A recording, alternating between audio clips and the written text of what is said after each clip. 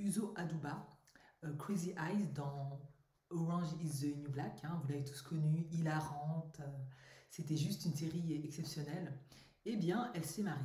Alors félicitations à elle parce que elle est absolument pas dans les critères standards où les femmes arrivent à se repositionner, surtout lorsqu'on est dark skin, qu'on a des traits plutôt négroïdes et que l'on a 40 ans. En effet, la question la suivante, vous vous demandez certainement, à moins que si vous suivez mes vidéos depuis un moment, vous comprenez très bien pourquoi, elle a réussi à se positionner parce que Uzo Aduba avait le capital scolaire qu'elle a pu monnayer en capital financier. Pourquoi? Parce qu'en 2021, elle a été déclarée comme l'une des femmes les plus fortunées, qui a gagné le plus d'argent avec environ 143 millions de dollars. Donc c'est pour dire que ce n'est pas rien.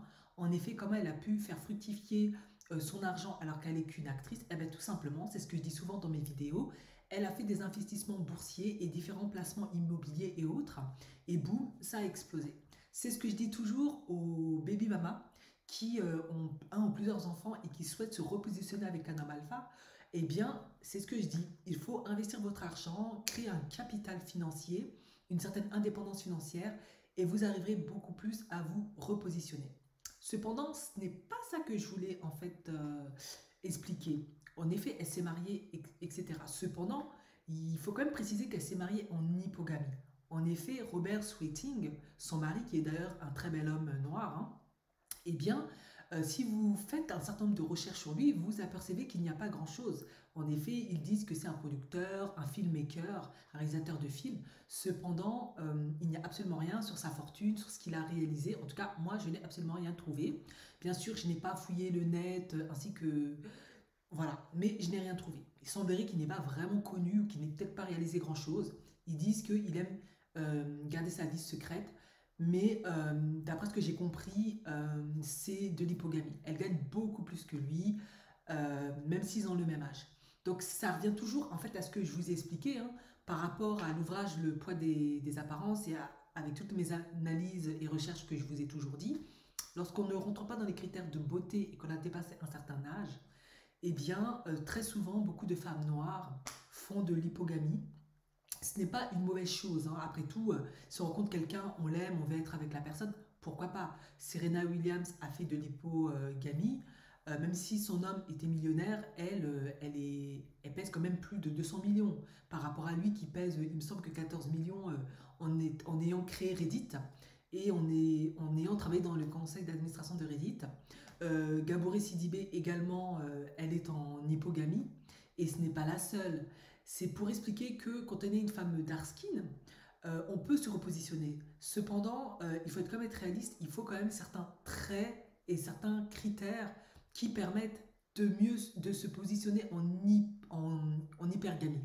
En effet, lorsqu'on a entre 25 et 30, voire 18, et qu'on est à des traits extrêmement fins à la Hapsatoussi ou à la Naomi Campbell, il y a une plus grande chance, surtout lorsqu'on a un capital scolaire où on a monnayé ça parce qu'on a créé une entreprise, on a de l'argent, on est dans un certain milieu, on peut se repositionner en hypergamie.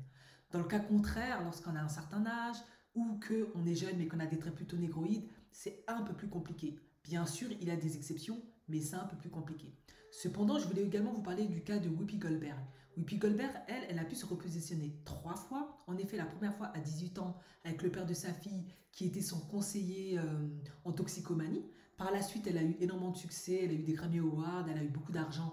Elle a pu se remarier avec un homme qui était acteur. Ils ont divorcé. Ensuite, elle s'est remariée avec un directeur de photographie qui a travaillé avec plein d'artistes, Britney Spears et autres, mais ils n'ont jamais pu avoir d'enfants. Après, ils ont divorcé. Maintenant, Whoopi Goldberg souhaite rester célibataire parce qu'elle préfère se consacrer à plein de œuvres caricatives et à son rôle de grand-mère. Donc c'est pour vous expliquer que on peut gagner, se repositionner plusieurs fois, mais il faut quand même voir la différence. Whoopi Goldberg a épousé des hommes de type caucasien, des hommes blancs, donc c'est une autre ouverture d'esprit, une autre philosophie. Ils regardent peut-être la personnalité beaucoup plus, peut-être les plus-values aussi. Ils voient la qualité, ce qui n'est pas toujours le cas avec les hommes noirs qui, eux, sont quand même issus et influencés par une culture patriarcale qui va toujours regarder d'une certaine manière un peu le physique. Maintenant, Uzo Aduba a été épargné par rapport à cette règle, cependant, elle est en hypogamie. Donc, c'est ce que je vous ai expliqué plusieurs fois dans mes vidéos, il y a toujours de bonnes raisons pour lesquelles on se retrouve dans certaines situations, il suffit juste de bien analyser. Quoi qu'il en soit, ce n'est pas grave, l'essentiel c'est qu'elle soit mariée, qu'elle soit heureuse et qu'elle soit épanouie. Après tout, ce n'est pas bien grave, hein. Le plus important, c'est l'amour. Après tout, on espère que ça va bien se passer, qu'elle sera heureuse et comblée, tout simplement. Merci de m'avoir écouté et je vous dis une agréable fin de journée. Ciao, ciao!